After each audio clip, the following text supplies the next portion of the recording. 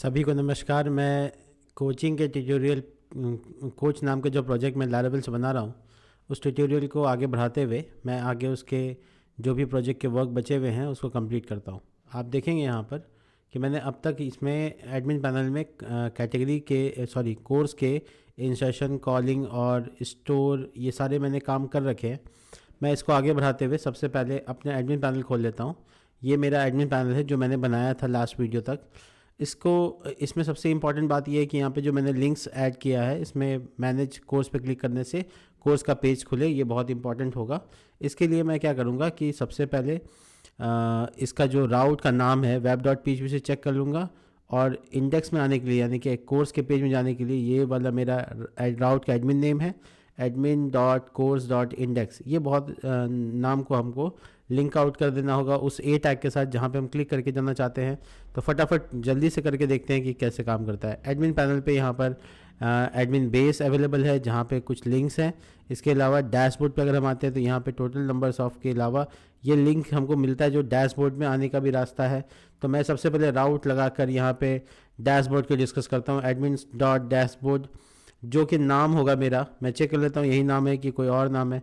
यहाँ पे देखो एडमिन डैश होम है, डैशबोर्ड नहीं है, एडमिन डैश होम है।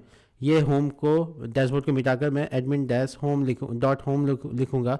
अगर मैं मैनेज कोर्स पे क्लिक करता हूँ तो ये वाला राउट काम करेगा। इस पर मैं लिंक कर लेता हूँ admin.course.index जो कि इसका राउट नेम है, जिससे कि ये क्लिक करने से उस पेज में रिडायरेक्ट कर देगा। मैं दिखाता हूँ आपको, देखिए क्लिक करने पर ही वो पेज रिडायरेक्ट हो गया। बट एक इम्पॉर्टेंट बात ये है कि यहाँ पे फिर कोई लिंक नहीं है बैक आने के लिए, सीधा होम पेज पे आने के लिए यहाँ पे है ऑप्शन। हम स्विच नहीं कर पा रहे इजली, इसके लिए होम पेज भी लिंक आउट नहीं है, उसको भी लिंक कर लेते हैं। तो होम पेज के लिए हम जाएंगे एडमिन बेस के पास और यहाँ पे होम पेज को भी लिंक आउट कर देते हैं। तो इसके लिए यहाँ पे इको के लिए 2 बार कर्ली ब्रैकेट का इस्तेमाल करना है और उसके बाद admin.home जो कि नाम है इसका राउट का। अब ये होम बटन काम करने लगेगा। देखिए होम पेज पे आ गए। बट ये वाला मुझे लगता है कि डैशबोर्ड हर जगह पे अवेलेबल होना चाहिए, इसीलिए मैंने सोचा है कि इसको थोड़ा सा डिज़ाइन को थोड़ा चेंज करता हूँ। तो एडमिन का जो बेस है बेसिकली उसमें मैं लेकर आ जाता हूँ ये जो डैशबोर्ड पे बना हुआ लिंक्स है, ठीक है। तो मैं सबसे पहले कंटेनर को 100% करने के लिए फ्लूट कर देता हूँ। कंटेनर फ्लूट बूटस्ट्रैप में कंटेनर का दूसरा वर्जन है जिसमें ये मार्जिन खत्म हो जाता है। आप देख पाएंगे कि कोने से जो मार्जिन मिल रहा था वो खत्म हो गया।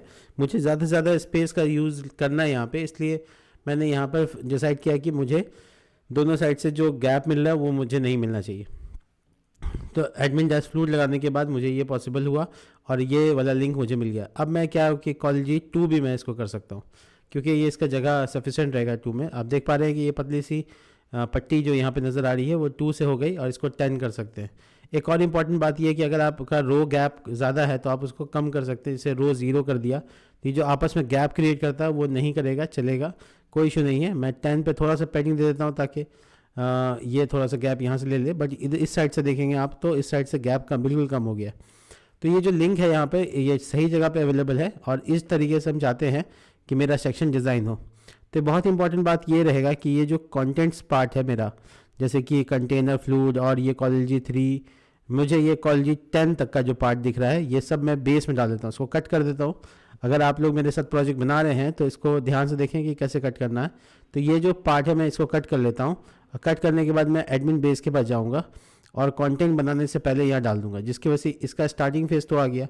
अब जो मेरा कंटेंट होगा जो हर पेज में यूनिक होता है वो 10 का पार्ट सेव होगा, यानी 2 ऑलवेज सभी पेजेस में ये लिंक नज़र आएंगे। अब तो हम ना फिर से वापस से जाते हैं होम पेज के डैशबोर्ड के पास। डैशबोर्ड के पास जाने के बाद इस रो के बाद जो कंटेंट बचता है यानी कि ये 3 एंडिंग टैग, ये इसको भी कट कर लेते हैं और इसको भी यहाँ पर एडमिन बेस के में शो के बाद लगा देते हैं। देखिए पहला जो एंडिंग है वो कॉलेज 10 का एंडिंग है, दूसरा जो एंडिंग है वो रो का एंडिंग है और तीसरा जो एंडिंग है वो कंटेनर का एंडिंग है। इसलिए 3 टैग का एंडिंग यहाँ पे था तो मैंने इसको लगा दिया है, बहुत अच्छे से मैनेज हो जाएगा।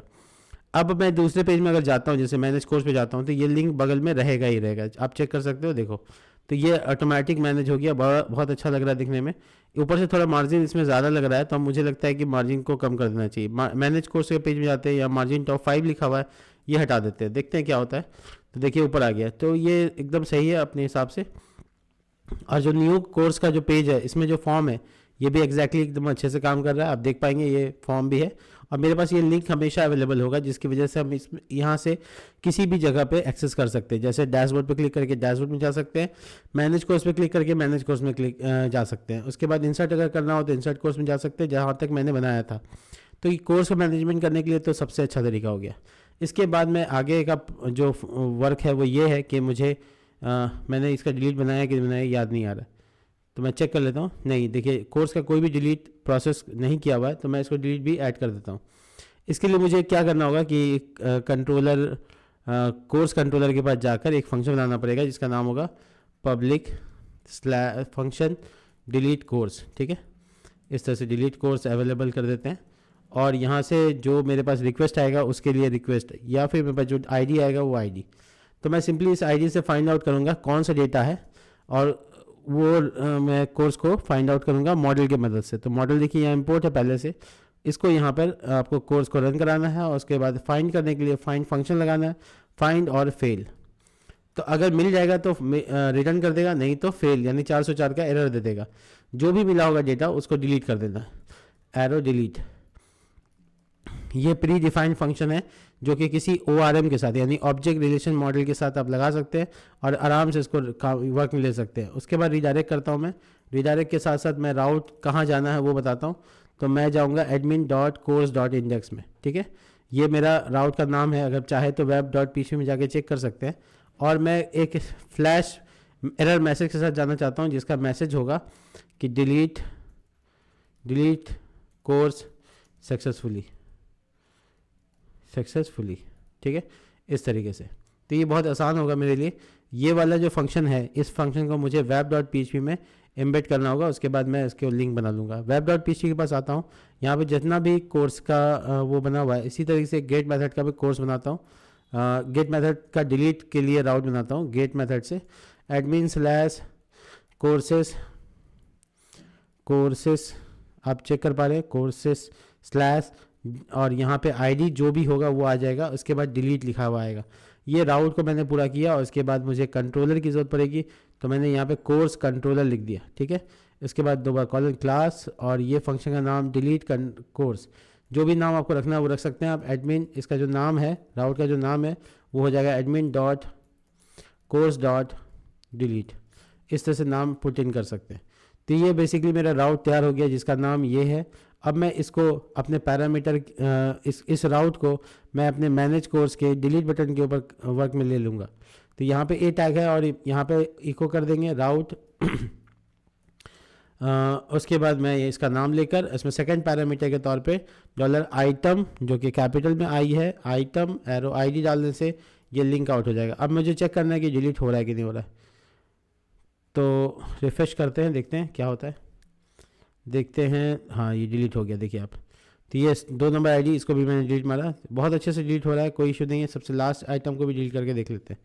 तो डिलीट के प्रोसेस में कोई दिक्कत नहीं है। डिलीट के प्रोसेस को हम लोगों ने कंप्लीट किया है, और नया इंसर्शन का काम भी हो चुका है। इसके बाद रह गया एडिट का काम, जो कि मैं अभी यहाँ नहीं कर रहा हूँ। मैं फिर इसके बाद व्यू का पेज, जो कि मैं बाहर पब्लिक के लिए बनाऊँगा, उसी से लिंक कर दूँगा। इसके बाद मुझे क्या मैनेज करना है, उसके बाद मुझे मैनेज करना है डैशबोर्ड में। देख लो यहाँ पे टोटल कोर्सेज लिखा हुआ है, लेकिन इसके जो नंबर्स है ये स्टैटिक है, यानी डेटाबेस से आने वाले कोर्स के काउंट नहीं है। तो मुझे यहाँ पे क्या करना है कि एडमिन कंट्रोलर के पास जाना है, और जो डैशबोर्ड को प्रिंट कर रहा है वो ये इलाका है। यहाँ पे एक वेरिएबल बना लेना है, जिसको हम कॉन्टेक्स्ट कहते हैं, काउंट, कोर्स काउंट। इस तरह से कोई भी नाम आप रख सकते हैं, और उसके बाद कोर्स मॉड्यूल को बुलाकर उसको गिनती कर सकते हैं। काउंट फंक्शन से काउंट हो जाएगा। सेकंड पैरामीटर में इस डाटा नाम के एरे को पास कर देना है। इसके बाद हम ऊपर में इंपोर्ट कर लेते हैं यूज़ ऐप स्लैश मॉडल्स, जो कि फोल्डर का नाम है कोर्स। तो इस तरह से यहाँ पे मॉडल भी इंपोर्ट हो जाएगा। जिसके बाद ये कोर्स काउंट नाम का जो ये की है, ये अब मेरे पास एक्सेसिबल होगा डैशबोर्ड के पेज पे, और वो एक्सेसिबल होगा कोर्स काउंट वेरिएबल के नाम से। आपको जहाँ पे भी दिखाना है वहाँ पे आप उसको उस जगह पे कर्ली ब्रैकेट 2 बार डालें, यानी एको करें, और एको करने के बाद आप डॉलर का साइन लगाकर कोर्स काउंट को डाल सकते हैं। जिसके बाद यहाँ पर आप देख पाएंगे कि टोटल 8 काउंट होकर आ गया। इसका मतलब है कि आपके पास टोटल कोर्सेज जो है वो 8 हैं। ये बहुत ही शानदार तरीका रहेगा। ठीक है, इसके अलावा अगर स्टूडेंट को जब इंसर्ट करेंगे तो स्टूडेंट के कितने डेटे हैं, कैटेगरी की जगह मैं रिप्लेस कर दूंगा किसी पेमेंट या कोई और स्टैटिक डेटा के बारे में, जो कि बेसिकली डैशबोर्ड पे दिखाएगा। तो मिला जुला के अभी मेरा यहाँ पे काम हो गया है। अब मैं होम पेज पे यहाँ पे कोर्सेज दिखाने की कोशिश करूँगा। जैसा भी कोर्स होगा उसके हिसाब से यहाँ पर उसका रिप्रेजेंटेशन होगा। फिर कोर्स पे जो क्लिक करेगा वो इनरोल कर सकता है या अप्लाई कर सकता है कोचिंग के लिए। ये सारे मैकेनिज्म मुझे यहाँ पे तैयार करने हैं। तो इस वीडियो में अभी फ़िलहाल हम लोगों ने कोर्स के डिलीट के प्रोसेस को देखा, और थोड़ा सा ये देखते हैं कि कैसे वेब में मैनेजमेंट के तौर पे इस तरीके से इतना ज़्यादा लिखे बिना हम कैसे काम करते हैं।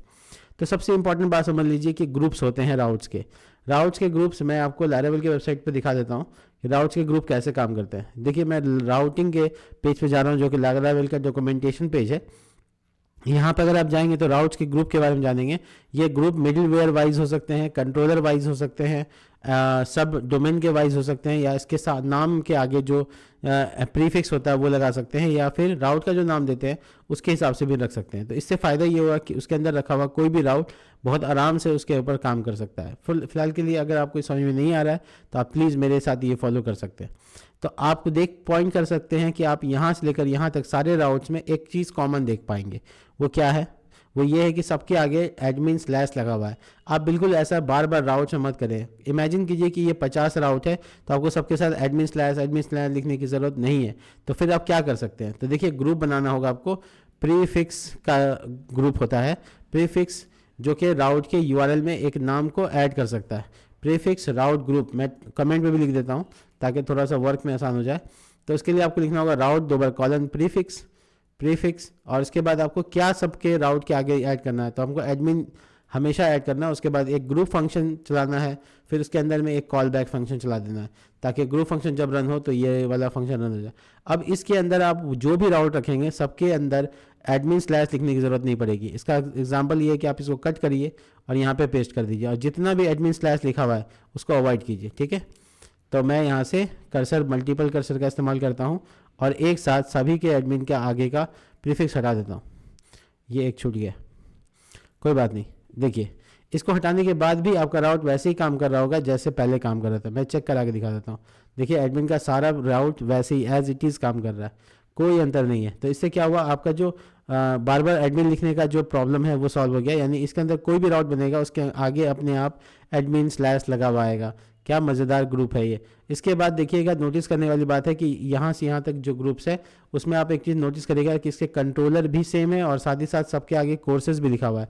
तो आप इसके साथ भी जा सकते हैं। फिर से आप इसके अंदर भी राउट ग्रुप बना सकते हैं इसी तरीके से प्रीफिक्स और उसके बाद फिर आप लगा सकते हैं यहाँ पे कि सबके आगे के नाम के कोर्सेस लगा हुआ है। उसके बाद फिर वही सेम प्रोसीजर आप अपना सकते हैं। ग्रुप बनाएंगे, कॉल बैक फंक्शन डालेंगे और उसके बाद आपका ये फंक्शन ग्रुप तैयार हो गया। इसके अंदर बना हुआ जो भी राउट होगा सबके आगे एडमिन स्लैश तो ऊपर वाले फंक्शन की वजह से, और ये कोर्सेस लगा रहेगा इसकी वजह से। तो आपका काम और थोड़ा आसान हो गया। यानी जो कोर्सेस आपके बार बार लिखे जा रहे हैं, स्लैश रखने दीजिएगा अगर खाली है तो शुरुआत स्लैश से नहीं करना। बट अगर आपके पास कोई राउट नहीं है और आप स्लैश रखेंगे तभी आपका होम पेज कंसीडर होगा। तो ये देखिए आप नोटिस करेंगे कि सभी में से हम कोर्सेज को हटा दिया, जिसका मतलब ये है कि इस वाले राउट में स्लैश एडमिन नहीं लिखना पड़ेगा, जैसे कि स्लैश एडमिन इसमें नहीं लिखना पड़ रहा है। और इसके अंदर में दो चीज़ें हो गई, एक बाहर वाला एडमिन उसका ग्रुप हो गया और साथ में कोर्सेज। तो इसका मतलब है कि इस राउट का पूरा पाथ हो गया admin slash courses slash insert, इस वाले का हुआ admin slash courses slash ID और उसके बाद डिलीट। ये प्रोसेस हो गया। अब आप एक चीज़ और नोटिस कीजिए कि आपके कंट्रोलर चारों में एक ही हैं, तो आप इसको और कम कर सकते हैं। फिर से इसका राउट ग्रुप बना सकते हैं, इसको कंट्रोलर ग्रुप कहते हैं। ठीक है, तो कंट्रोलर ग्रुप में क्या होता है कि अगर आप कंट्रोलर बना रहे हैं तो आपको सबसे पहले बताना होगा कि कौन सा कंट्रोलर है आपका।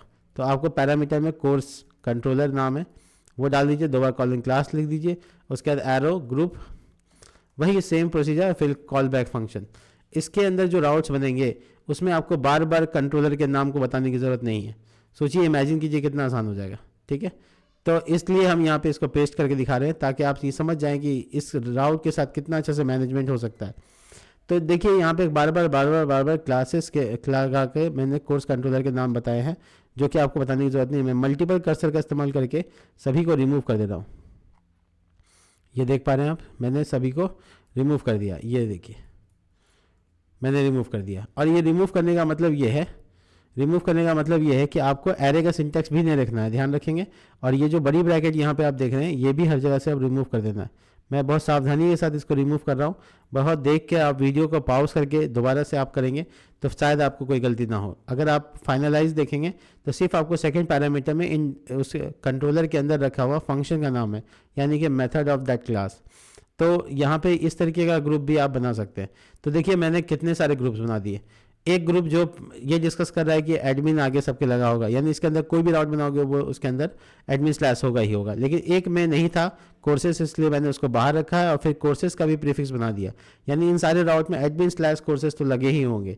उसके बाद देखा कि कंट्रोलर बहुत बार कॉपी पेस्ट हो रहा है, तो कंट्रोलर का भी एक ग्रुप बना दिया और राउट। ये है लारावेल की पावर। आप लारावेल में मैनेजमेंट बहुत आसानी से कर सकते हैं। देखिए अभी आपके कोई भी जितने भी फंक्शंस आपने बनाए उसमें कहीं कोई एरर नहीं आएगा, पूरा एज इट इज़ काम कर रहा है, कहीं कोई एरर नहीं है और सबके मैनेजमेंट भी आसान हो गए। तो आगे फ्यूचर में अगर हमको कोई और कंट्रोलर के साथ काम करना होगा तो मैं कंट्रोलर का ग्रुप फिर से बना लूँगा, उसका प्रीफिक्स अलग रखूँगा। इस तरीके के नाम्स के साथ भी हम कर सकते हैं, राउट के जो नाम होते हैं उसके साथ भी हम कर सकते हैं। फिलहाल के लिए इस वीडियो में बस इतना ही, मिलते हैं नेक्स्ट वीडियो में और इसी प्रोजेक्ट को आगे बढ़ाते हुए। ठीक है, मैं ज़्यादा कमेंट में या टाइटल में नहीं लिख पाता हूँ कि क्या क्या प्रोसेस मैंने इसमें किया, इसलिए आप सीक्वेंस वाइज यानी पार्ट वाइज आप सारे वीडियो देख सकते हैं, जिसके बाद आपका प्रोजेक्ट बन के तैयार हो जाएगा। Stay tuned, good bye.